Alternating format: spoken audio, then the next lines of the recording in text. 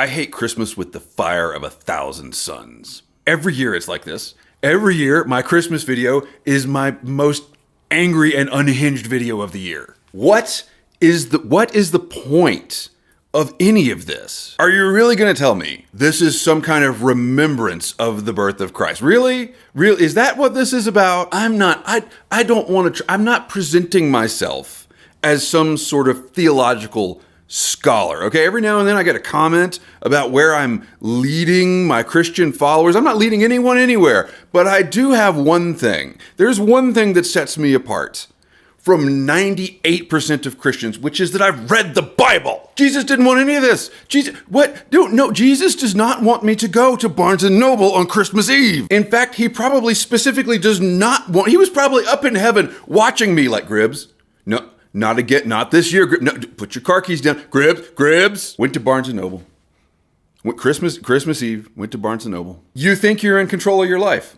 You know, you think that you have some kind of free will or agency, and then you realize on Christmas Eve that the only thing you got your kid was books. And books aren't fun. I would love to get books. Maybe it was just projecting. I'm like, here's a book about the beginning of the First World War. Like, enjoy. Oh, that's not fun. You're only 11. Okay, well, maybe next year you'll be mature enough. He's into mysteries right now, so I got him some like Encyclopedia Brown books, which I read as a kid. And then, but you know, you wake up that morning and you're like, that's not cool. I'm not going to be the cool dad if I just give my kid reading material. You can get that at school. So I got in my car and you know, as I'm walking out the door, my wife is like, by the way, if you see any wrapping paper, we're out, right? We ran out of wrapping paper. At Christmas. I went to like 3 different places looking for wrapping paper before I went to Barnes & Noble. So by the time I walk into Barnes & Noble, man, I got my brass knuckles on, you know, I'm carrying a can of mace and I'm ready to get this done, right? Because also we got to be at Christmas Eve dinner in like an hour because we're idiots. Every year this happens. It's like hey, kiddos off school for 14 freaking days. Why are we in a hurry to do anything? Oh, look, we got to be over there in 15 minutes and we got 4 stops to make. I walk into Barnes & Noble and I look around and there's some wrapping paper. I can see okay, all right. So at least they have it in stock, right? Whoever does the supply and logistics for this retail chain thought ahead, right? So, okay, I'm going to go buy some wrapping paper. And it happens to be over by the magazines. And yes, I know I just got him books. Yeah, okay. But while I'm standing by the magazines, right? The thing about magazines is we live in a house, we got 850 square feet, right? So the bookshelves are full. The stacks of books are full. The pile of books on the, like between the bed and the bedside table that fell off the stack, that's full too. So if I can find him some like really fun like video game magazines, or he can read them and then throw them away. Like, so I'm okay, brilliant move. You know, yes, it's still a paper product. It's not, the other thing is I'm motivated by, I realize we're all getting older. And I wanted to get him a dinosaur. Like, I went to Barnes & Noble. Like, the thing in my head was like, man, they used to have those dinosaurs that were really cool. No, he's not still into dinosaurs, but I am. It's sad when your kid grows out of the cool stuff, you know, books. So I found some, like, video game art magazines. He likes art. He likes video games. Sold. We're done here. I grab them. I grab 2 magazines, and I grab the wrapping paper. And I'm like, all right, time to check out. The line is like 40 people long.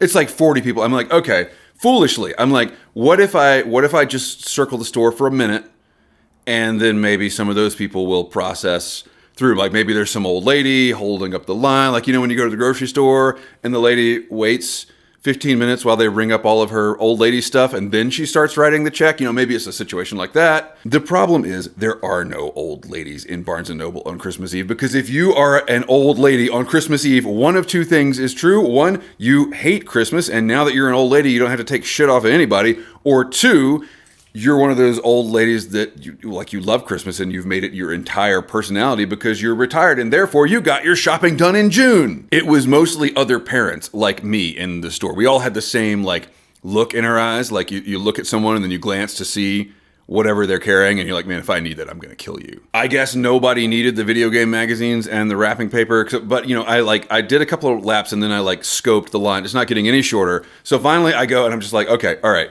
I'm just gonna get in line. I'm just gonna bite the bullet. I've been standing in line like 10 minutes, and I decided to call my wife, and I'm like, hey, I got the wrapping paper. She's like, how much is it? And I look, and it's $15. $15 for paper. What? I don't know which tech bro owns Barnes & Noble, if it's like Old Man Barnes or Old Man, what? No, and I'm just like, we're not doing that. My wife's like, we're not doing that. Like, we will give presents in a grocery bag. That's fine. So I'm like, cool, all right, we're getting off the phone. And then like right as she's about to hang up, I hear my kid in the background, and he goes, that's all it was.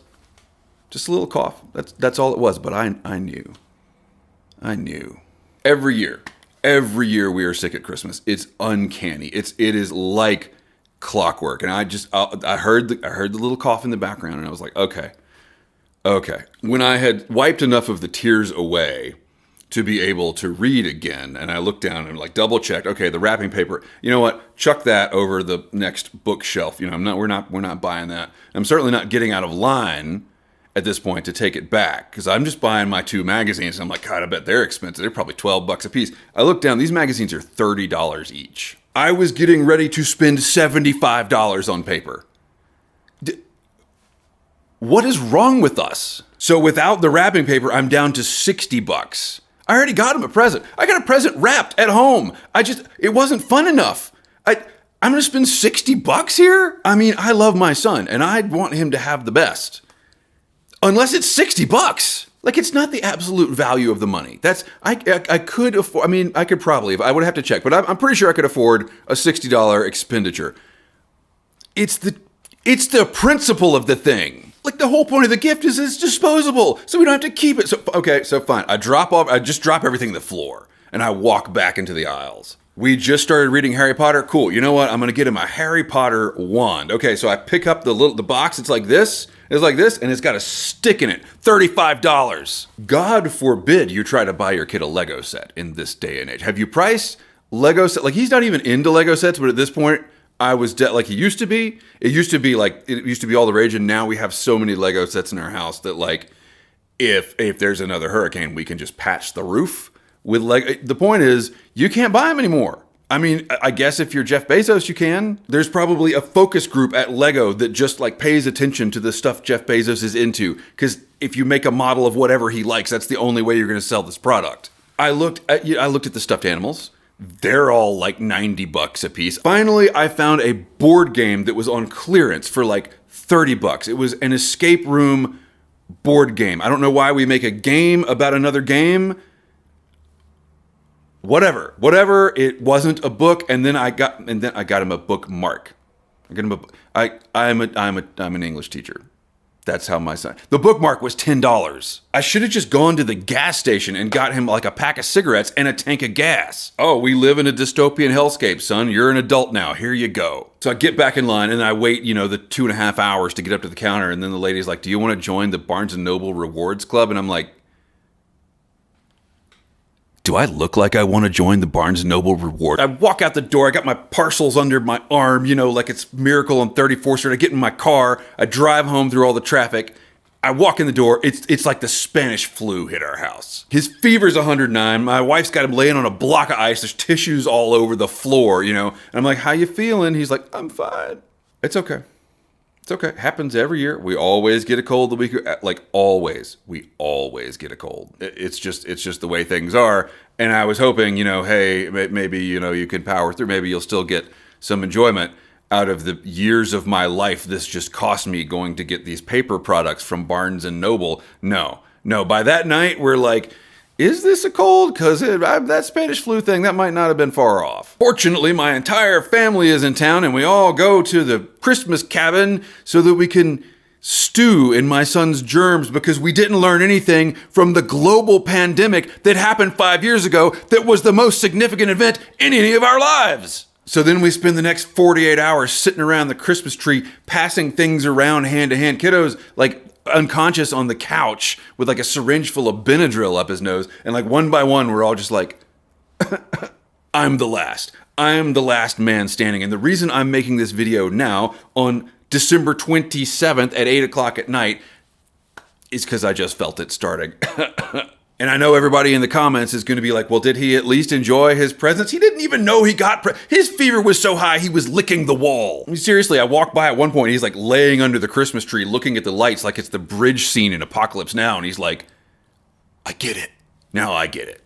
Now I got it. This is the Gribbly's Folly Sunday Anti-Social Hour. That time each week when I smoke my pipe, except when I'm getting a terrible, terrible cold and complain about humanity while answering all of its questions. And if you are a piece of humanity with a question for me, leave it in the comments down below with the hashtag AskGribbs, and I will answer any question. Please, please, bring it on. Everybody thinks I'm joking. Because my whole shtick is that I complain about humanity, and it's all this big joke, and my family, like, they see me getting grumpy at Christmas, and they're like, oh, you're so cute. The fire of 1,000 suns. Why do we do this to each other? And what were we thinking when we based the entire retail economy around one day? What were we thinking? I got a message from a buddy of mine who's a minister. It was like an image. It's like, you know, this is the, hang on, I'll find it. It's of a like silver box with some stuff in it. And it's like, oh, this is the reliquary of the gifts of the Magi. And I said, not the real like gift. Oh yeah, these are the real. How do we know? How would we know? And he says, you know, well, the same methods we have of determining the authenticity of any religious relic from 2,000 years ago. Man, I can't keep my receipts for taxes next year. Supposedly, that's what the whole thing is based on, right? Is that some wise men traveled with some oils and gave them to the baby Jesus? What's up, kid? Here's some oils. Now we got to give gifts to everybody. At some point in American history, there was some like toy factory industrialist, and he was like reading the Bible, and he's like, you know, this part where the rich man asked Christ, like, what should I do if I want to be holy? And Jesus is like, if you want to be holy, sell all of your possessions and follow me. And the rich man's like, damn, that's a tough, oh, well, but I gotta have somebody to buy them, right? That's us. We're the suckers. We gotta buy everything every year so that the rich guy can get into heaven. This is the world that we live in. And I want to thank everybody who commented on my Bondi Beach video.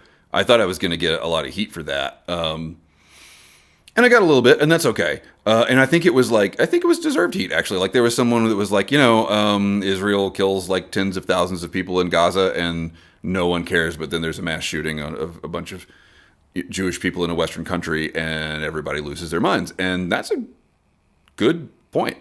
I am distraught. I mean, well, obviously, you could tell. I mean, that's why you watch my channel, is because apparently I'm funny when I'm distraught. And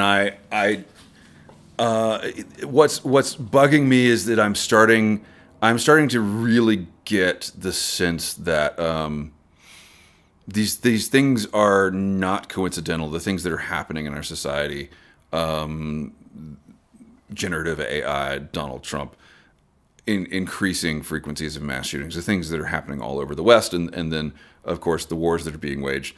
Those are all. I'm not a person that thinks there's like a bunch of dudes in smoking jackets in a back room with like billiards being played and like globes being casually spun. I don't. That's not really my thing. But what I do think is that when certain underpinnings of democracy start to decay, predictable things will happen. And what I think is that the West has lived with such abundance and largesse for so long that the average person doesn't need to be connected to their democratic sovereignty, and so they aren't. And so that's the thing. That's the corruption. Creates a vacuum. Ill-intended people step in. Here we are. So you don't have to believe in like a bunch of dudes in a smoke-filled room. The reality is like it's even scarier. There is no grand plan. Like at least if there were a bunch of lizard people trying to devalue the dollar or something like that, that would be a plan. And then there's Christmas. You know, and what boggles my mind is like while we're all suffering through this smoldering trash pile of a holiday, there's places in the world where they've never heard of Christmas. What must that be like, you know? And speaking of, we wanted to, you know, we try to do some sort of spiritually sensitive thing at around Christmas. And we went this year to, we went with some of our friends to their synagogue, to a Hanukkah celebration. And, because like I really wanted to celebrate Christmas like Jesus did. Little did I know, because I'm fairly well read. Hanukkah's not even in the Jewish Bible. They made it up just like we made up Christmas. Like the rabbi's up there yakking and she's like, yeah, and it's a minor festival. I was like, wait, what? What? So I got my Jewish friends to like explain that it commemorates the destruction of the temple, which is the same temple, by the way, have we talked about this? Where Christ is like looking at the temple, he's got all his bros, they're chilling, they're just a bunch of bros. They're chilling in Jerusalem, like looking at the temple, and all of his bros are like, man, that's a badass temple. And he's like, yeah, you see that temple? It's not going to be with us much longer. And then he checks out before that can come to pass. Well, apparently, there were still people paying attention a few years later when it was destroyed. But that's not in their scripture. That's in apocryphal stuff. It's in cultural history. If you didn't have Christmas, why would you make it up? Let's get to your questions before the cough sets in and I burst all the blood vessels in my eyes. Rafa asks Gribbs, should Metallica have fully played out Run to the Hills rather than tantalize with just the beginning? Are we talking about the intro to Ride the Lightning? Because I'm pretty sure that was specifically made to compete with Run to the Hills. And also, I want to say Jump in the Fire was as well. But Jump in the Fire doesn't have, like the intro doesn't compete. So maybe they have played, have they covered it? Hang on a second. Okay, yes, they covered it, but not the whole thing. Maybe that's what you're referring to. Run to the Hills is about the murder of Native Americans. Did Native Americans celebrate Christmas? This is so good. This is so good that it actually pops up as like a suggested thing to search. Early history of Christmas in Native American. I'm not going to read that. I'm not going to read that. Oh, it's from Facebook. Of course. Okay. So yes, according to Meta AI, Indians always celebrated Christmas. I have a lot on my mind. But not the least of which is dead internet theory, which is that any stupid thing you can think to Google, AI can think very quickly, I guess. I don't know how that works, but there's always an article answering your question. You can ask if hot dogs have consciousness. Hang on. Do hot dogs have consciousness? AI overview. No, hot dogs do not have consciousness. They lack the biological structures necessary for awareness, sentience, or subjective experience. Though discussions about food consciousness sometimes arise humorously, like in the movie Sausage Party. This is the downfall of civilization. Okay, you know what? We're going to take... Hang on a second. Take that, soft tissues. That'll teach my immune system to help me. If we're going to live in a world where Google will entertain such a question in order to serve me an ad, bring on the end. Rafa asks Gribbs, what are your thoughts on moonshine? Well, moonshine is illegal. So, of course, I've never tried it. However, and I think this is an important distinction, the minute someone pays tax for crafting the moonshine, it is now legal. The Bureau of Alcohol, Tobacco, and Firearms is a division of the IRS. And so I have known some people, I have known a few folks that made moonshine and paid the tax stamp, of course, before they made it. So I have tried some things that were not moonshine, but were highly concentrated corn liquor. And I have a few notes. The good stuff tastes good, but it doesn't have much of a good taste. You know what I mean? Like it's very, very clean.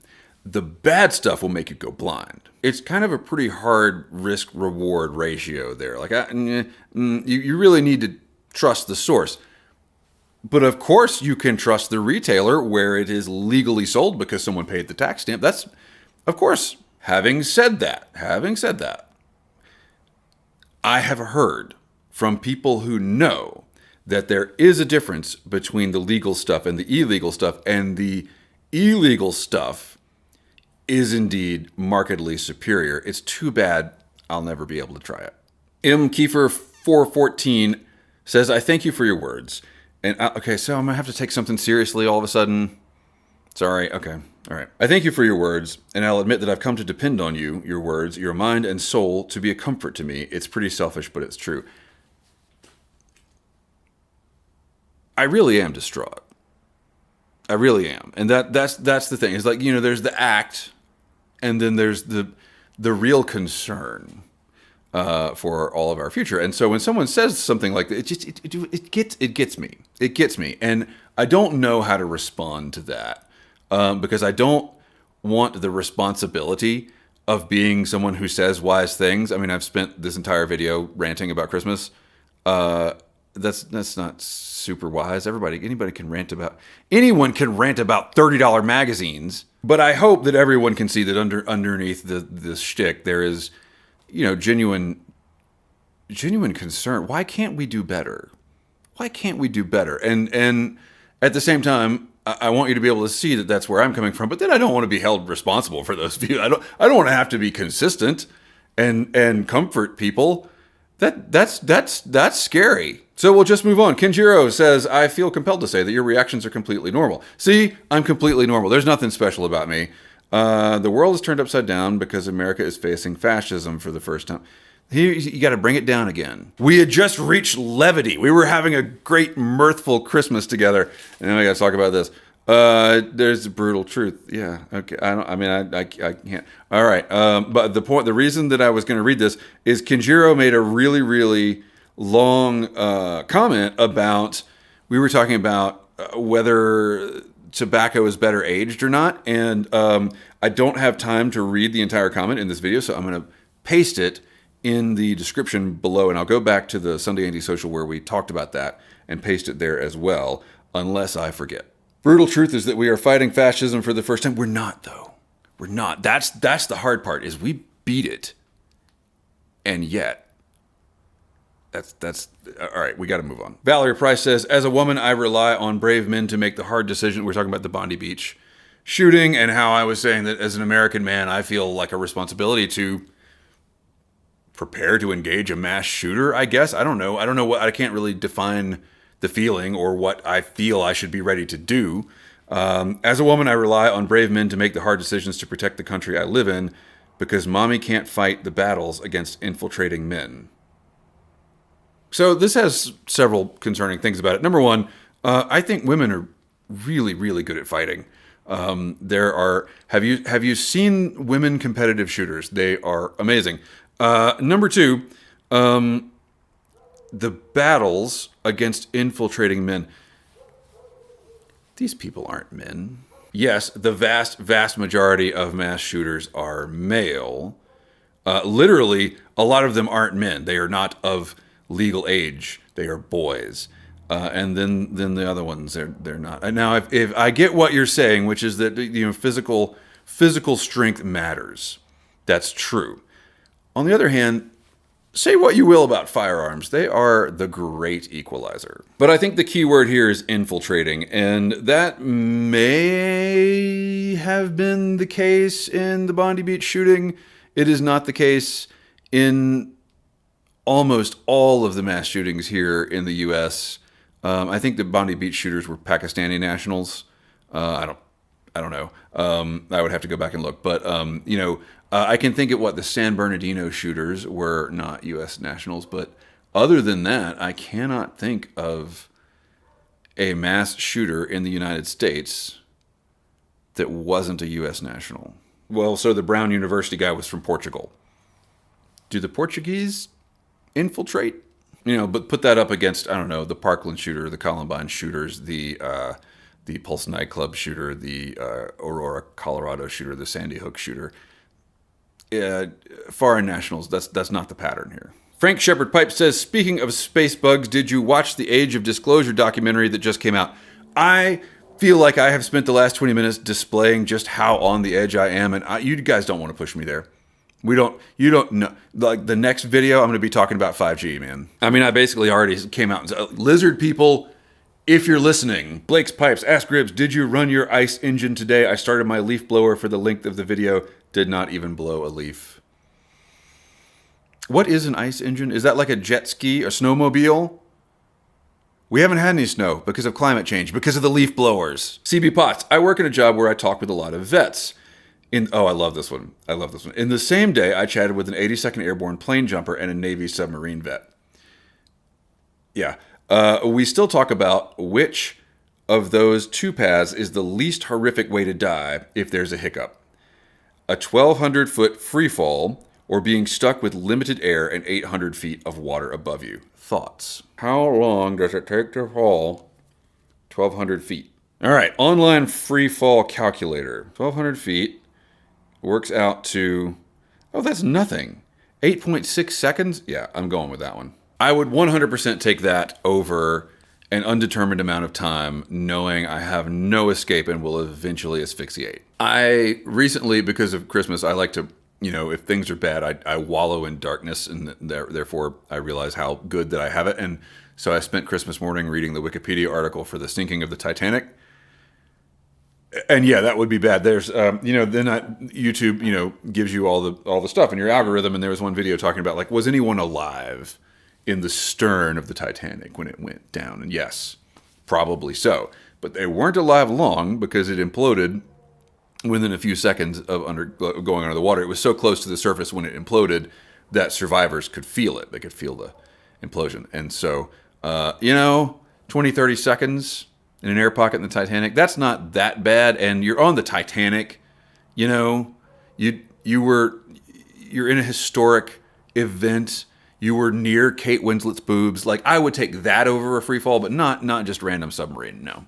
How does Kate Winslet feel about her Titanic nude scene? Kate Winslet says, Titanic fame was so horrible that you bet your fucking life I chose smaller films afterwards. My life was unpleasant. Apparently, I was too fat, Winslet said. Why were they so mean to me? They were so mean. I would have said to the journalists, don't you dare treat me like this. I'm a young woman. My body is changing. I'm figuring it out. I'm deeply insecure. I'm terrified.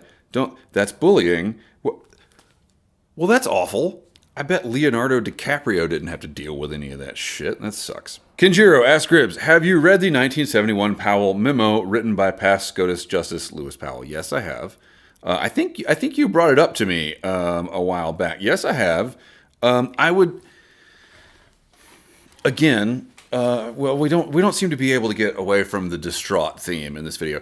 I think that the Powell memo is important and likely very important. At the same time, I think that I'm starting to come around to the view that the politicians that we deal with are basically tools. I mean, in every sense of the word, they are instruments used to enact the policy of Chevron. I think that something equal, and I just read about this. I think that something equally important would be the Dark Enlightenment Curtis Yarvin ideas that nation states should basically be a corporation. They should be run like a corporation with a CEO and a board, because I think that reveals the monster that hypercapitalism creates when we give businesses what should be. Here again, we're losing the plot. Jesus, born in a manger, wise men come, give gifts, then he saves the world with love, right? We focus on the wise men giving the gifts part. It's classic. We focus on the part that serves our economy, right? And so I think that the idea of a lemonade stand with some third graders selling lemonade on the sidewalk, wonderful. Capitalism, entrepreneurship, commerce, all that. Citizens United, not so much. At some point, we lost the plot. At some point, we decided that it was more important to derive power from money than it was to derive money from business. That we serve the profit motive rather than the profit motive serving us. And don't get me wrong, I think that the Powell memo was that was already happening when that was written. And I think that there was, a certain, the leash was a little long, given that the other dog in the junkyard was the Soviet Union, which had the opposite view, and so we could allow a little more. Things got so laissez-faire, so hands-off that there weren't really any hands left in the building, and that's back to that same idea that that money is supposed to serve us. We're not supposed to serve. Christmas gifts are supposed to contribute to the coziness and the warmth and the holiday cheer not take away from it. And the holiday cheer doesn't even really matter because it's supposed to be about Jesus. I don't know. We shouldn't go there. I can already tell I'm going to pay for this. I can feel it. Feel things closing up in there. That's okay. Sometimes you just got to do what you want. This concludes the final Gribbly's Folly Sunday Antisocial Hour of 2025. What a year it has been. I guess we do not have time to discuss the year that it has been, and I guess we will talk about a new year when I see you in the new year. I don't know that it will be on the first Sunday of 2026. It's been difficult to get time lately to make videos, and I try to make them when I'm not too distraught. I try to be nice and relaxed. But it failed today. I hope you had a safe and warm and merry Christmas, if that's what you say. I hope that if you don't celebrate Christmas, I hope you had a happy holiday. If you don't celebrate any holidays, then I hope you're happy. That's it for me. I'm going to smoke the rest of this pipe, and then I'm going to go gargle salt water and bourbon and take a bunch of Benadryl, and I will see you in the new year. Keep the ends out for the ties that bind.